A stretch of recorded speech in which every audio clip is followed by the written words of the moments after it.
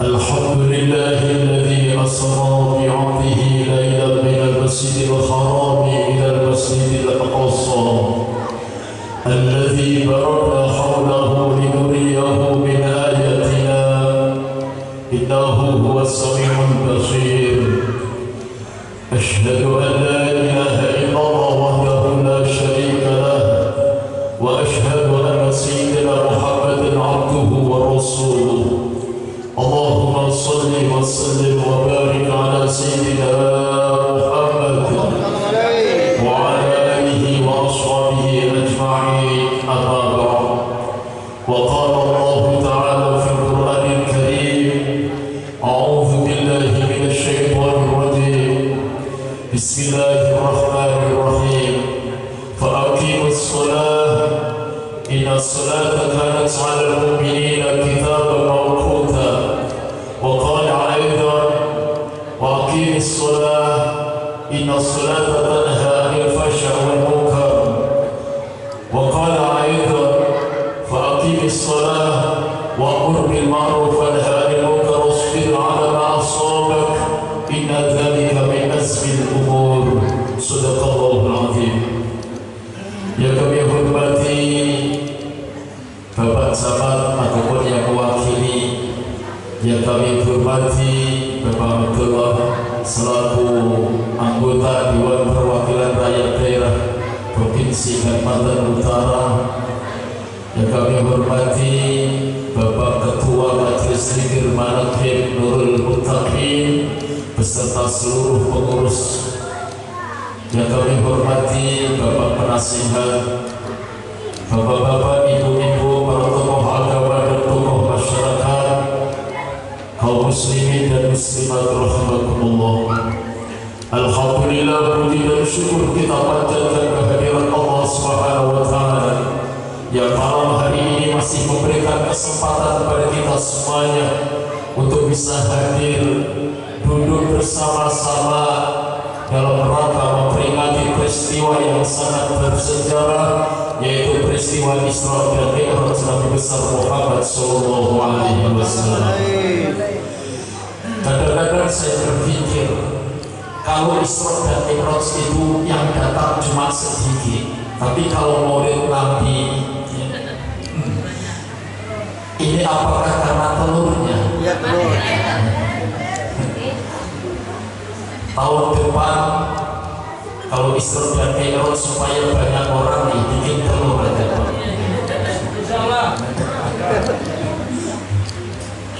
Padahal Isra dan Mi'raj ini perjalanan yang sangat luar biasa.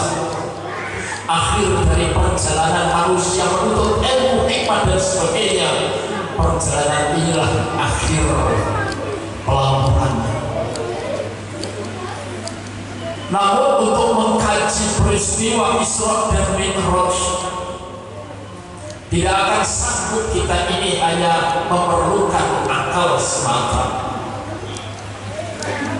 Kajian tentang Isra dan Mi'raj ini harus memakai hati dengan iman kepada Allah.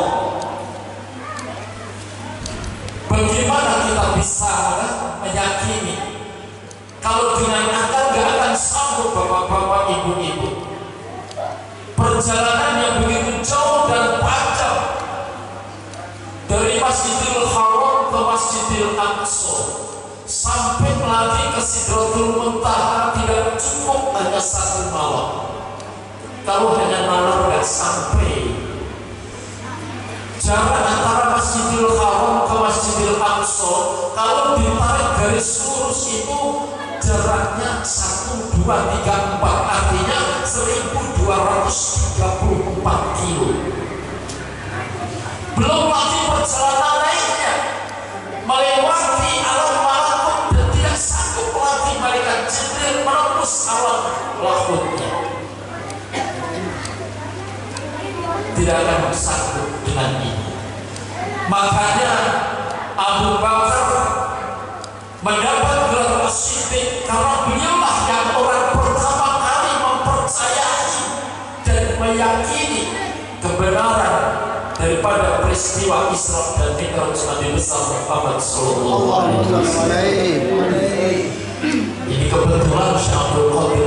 Jilani, saya akan menukil ada kisah yang sangat menarik dan termasuk adalah karomah yang paling tinggi daripada Syekh Abdul Qadir Jilani. Di zaman Syekh Abdul Qadir Jilani ini, bapak-bapak, yaitu Khalifah Mansur, pada saat itu ada seorang pendeta alim, cinta kepada Rasulullah. Pendeta ini cintanya kepada Rasulullah luar biasa, tapi gak mau masuk Islam, hanya terganjal dengan peristiwa Islam dan Mi'raj. Cinta kepada Rasulullah, seorang yang alim, pendeta ini, tapi gak mau masuk Islam hanya gara-gara peristiwa Islam dan Mi'raj. Bagaimana bisa perjalanan begitu jauhnya tidak cukup satu malam? Ini yang menghalangi dia untuk masuk Islam. Didatangkan para ulama semuanya tidak sanggup, tetap saya ya cengket, pokoknya tetap dengan pendiriannya, tidak percaya dengan peristiwa Islam.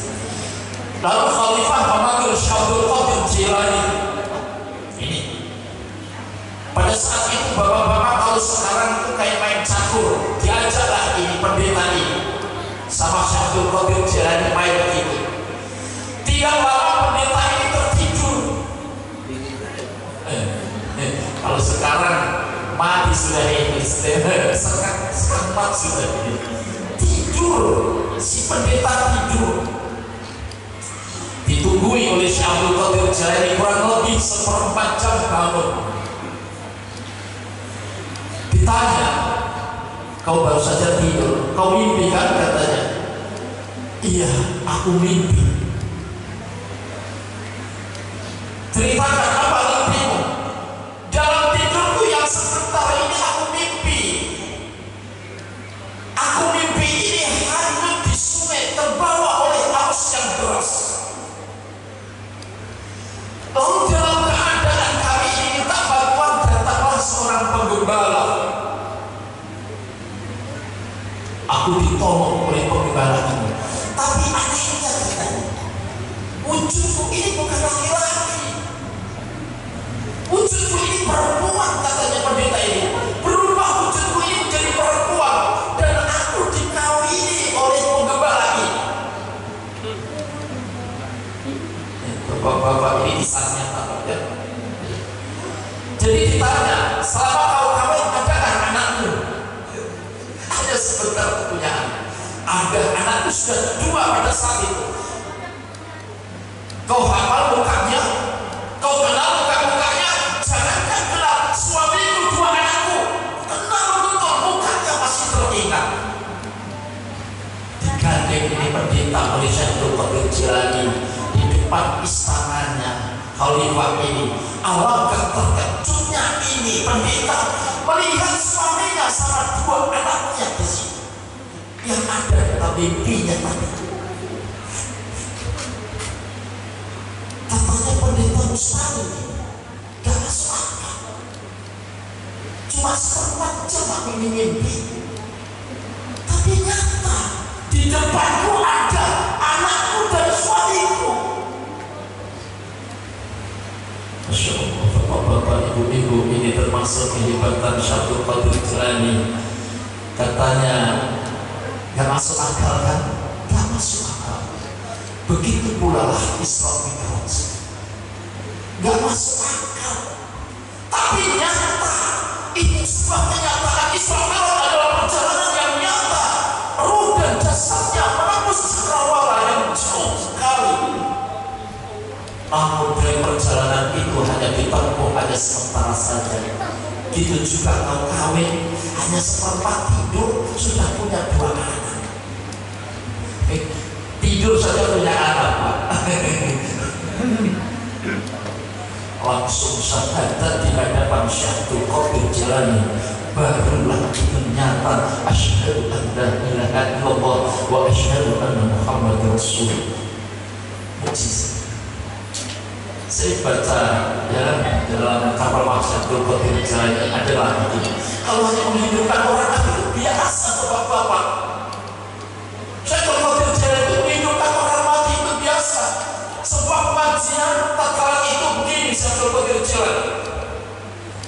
siapa saja yang malam ini minta kepada Allah, akan aku mintakan, pasti akan dikabulkan. Siapa saja. Setelah semuanya sudah keluar semuanya, ada seorang ibu-ibu masih nungguin. Kenapa kau gak pulang, kata Syekh Abdul Qadir Jilani. Katanya, saya tadi malam ini siapa yang mau minta akan dikabulkan. Kau minta apa? Ya Syekh, 3 bulan yang lalu anakku meninggal dunia, sudah tenggelam di lautan.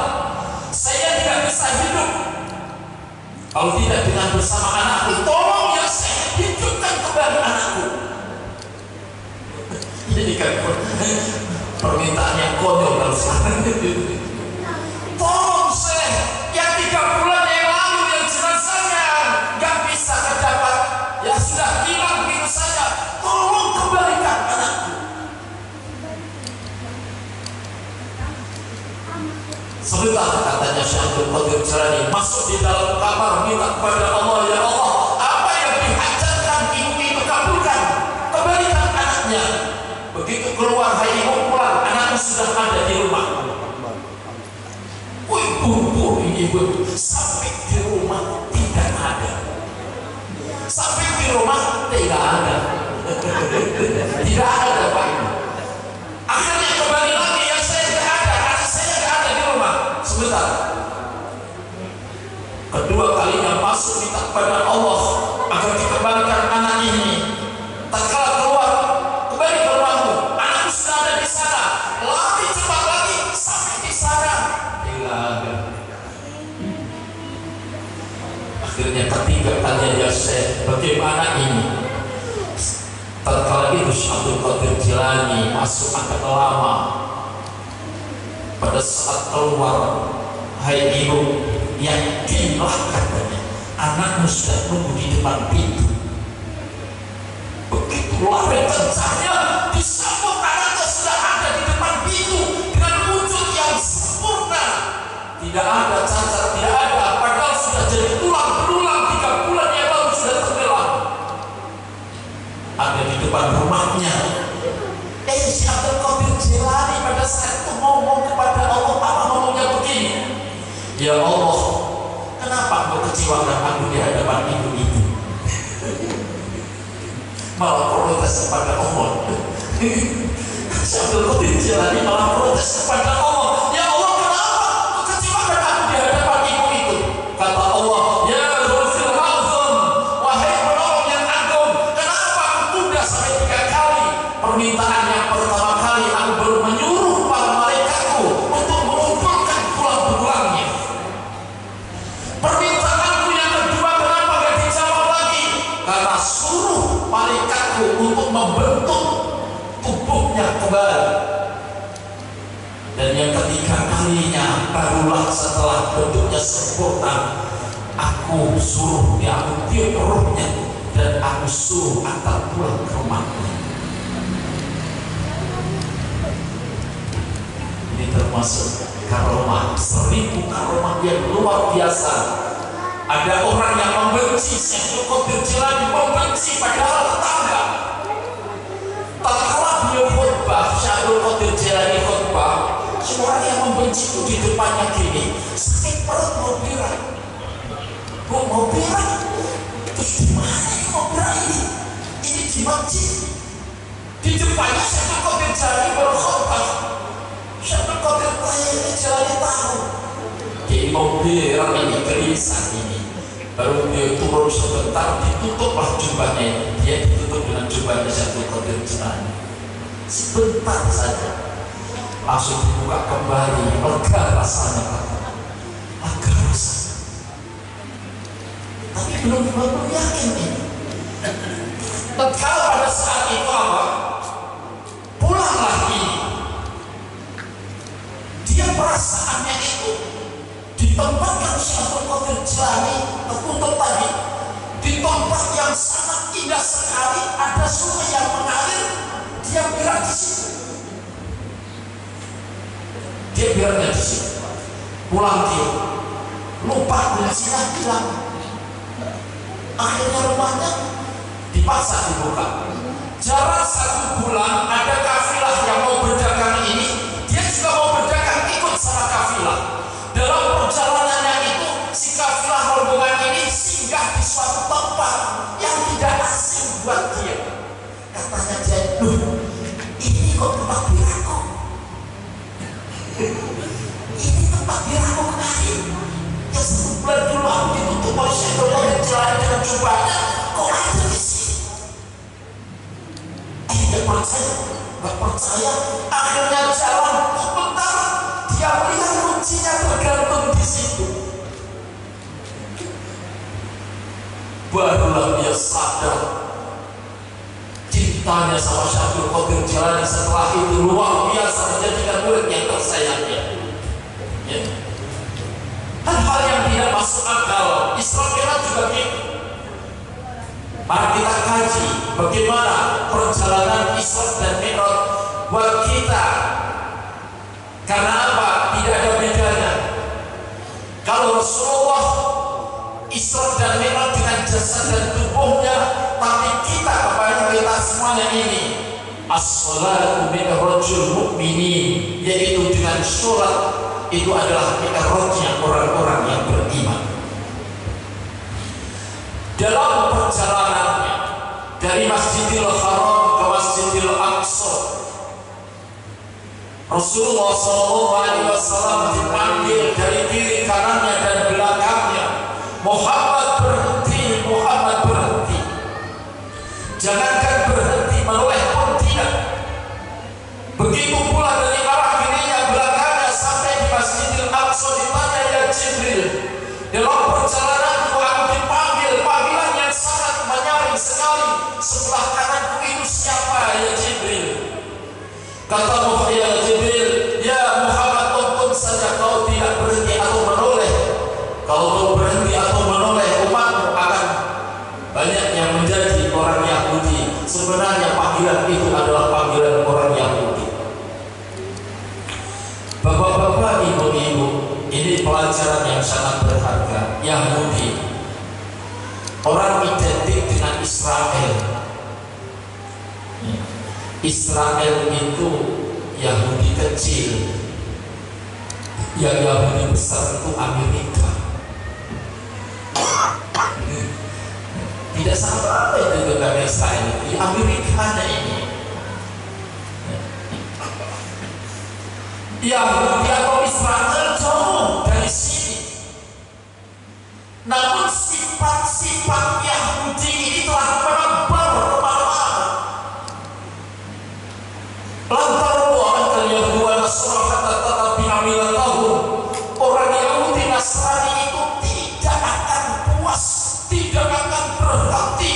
Bagaimana caranya memecah belah umat Islam? Ia tidak akan ridho melihat kebersamaan dan persatuan orang-orang yang beriman.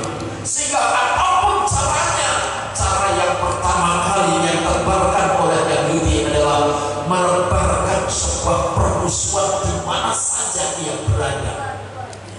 Padahal yang harus kita, di mana kita berpijak, mari kita ibundanya orang lain kita junjung. Sebagaimana binatang lebah di mana saja dia bergantung, sekecil apapun dahannya, tidak ada dahan yang patah. Tapi orang Yahudi ini menebarkan di mana saja, dan hari ini bisa kita lihat bagaimana ini sifat-sifat Yahudi telah meracuni banyak umat Islam, banyak mengadu domba melalui medsos, YouTube dan sebagainya. Semuanya ini berlaku, semuanya seakan-akan kita digiring untuk saling kita berbenturan satu dengan yang lainnya. Yang kedua kalinya, siapa di sebelah kiriku, ya Jibril? Itu adalah panggilan Nasrani. Untung saja kau tidak akan milih Muhammad, kau berhenti umatmu dibalik jadi Nasrani. Tapi terbalik, ya, dengan adanya kebakaran di Los Angeles dan kisah di Palestina, banyaknya orang-orang kafir ini masuk ke Islam. Namun yang menjadi pelajaran buat kita semuanya, apa senjata Nasrani untuk memecah belah kita, menjauhkan dari agama. Tidak lain dengan kesenian, dengan nyanyian. Sekarang kita bisa melihat generasi muda, kalau anak-anak SMP sekarang masih mengaji itu langka. Yang banyak usia dini sudah SMP gengsi untuk mengaji, sehingga pertumbuhan tubuh terus ia akan menjadi orang yang ahli penyanyi daripada ahli mengaji. Betul? Allah karim. Lebih cinta penyanyi daripada cinta kiai. Lebih cinta Quran daripada Quran. Bagaimana musibah gak datang tatkala manusia digiring untuk menyanyi semuanya. Tidak ada lagi denungan Al-Quran di tengah-tengah keluarga. Yang ketiga kalinya dari belakang orang yang cantik dan dengannya nyentrik, menggoda. Ditanya, ya Jibril, siapa di belakangku? Dandanannya sangat luar biasa, cantik, makin cantik, wah makin cantik. Kalau sekarang ada cowok cantik ya langka. Mau gaya-gaya, gak usah. Kalau sudah umur 60 tahun, gigi tinggal 2 pasang kawat lagi. Siapa Jibril? Itulah dunia Muhammad. Dunia semakin hari semakin cantik dihias oleh manusia. 20 tahun yang lalu Nunukan tidak sebagaimana sekarang. Kita masih jalan kaki mulai dari Nunukan sampai Bambuluk sana. Namun sekarang akses jalan raya sudah luar biasa. Dulu tidak ada penerangan seperti sekarang ini. Tatkala cantik-cantik dunianya, terang dengan listrik yang besar. Namun ingat, ternyata cantiknya dunia ini malah menggiring kita untuk menjadi gelapnya hati.